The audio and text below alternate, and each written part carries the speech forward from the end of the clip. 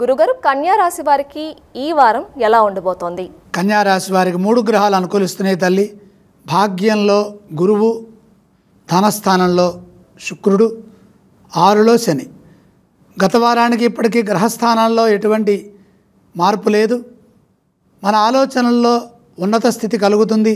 ముఖ్య కార్యాల్లో విజయం లభిస్తుంది. మానసిక దృఢత్వంతో నిర్ణయాలు తీసుకొని వాటిని అమలుపరచండి.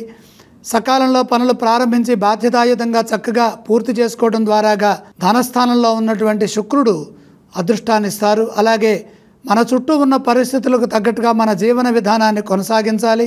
ధర్మబద్ధంగా లక్ష్యాలను పూర్తి చేయండి. గతంలో చేసిన కృషికి ఇప్పుడు అదృష్ట ఫలాలు అందుతాయి. మీరు పని ప్రారంభించిన తర్వాత లక్ష్యం పూర్తయ్యే వరకు పనులను మధ్యలో ఆపవద్దు. ఎందుకంటే 3 గ్రహాలే అనుకూలిస్తున్నప్పుడు అడ్డంకులు రావటము, పనుల మధ్యలో ఆపేయటము, ఎక్కడ ఆపామో ఆ పనులు తెలియక మళ్ళీ మొదటి నుంచి పనులు మొదలుపెట్టడం ఇటువంటివి జరుగుతాయి. కాబట్టి జాగ్రత్తగా పనిచేయండి. అలాగే ఏకాగ్రతకు భంగం వాటిల్లకుండా చూసుకోండి. అవసరాలకు ధనం అందుతుంది. లక్ష్మీ కటాక్షం వల్ల ఆర్థిక స్థితి వృద్ధి చెందుతుంది. మితంగా ఖర్చులు చేయండి. ఉత్తమ భవిష్యత్తు లభిస్తుంది. నిరంతర సాధన వల్ల విజ్ఞానపరమైన అభివృద్ధిని సాధిస్తారు. ఉద్యోగంలో జాగ్రత్తలు తీసుకోండి. శాంతంగా మౌనంగా ముందుకు సాగినట్లయితే మేలు చేకూరుతుంది. వారాంతంలో శుభవార్త ఆనందాన్ని ఇస్తుంది. ఈ రాశి వారు ఏ స్తోత్రాన్ని పఠించాలి? కన్యా రాశి వారి ఇష్టదైవాన్ని ధ్యానించాలి.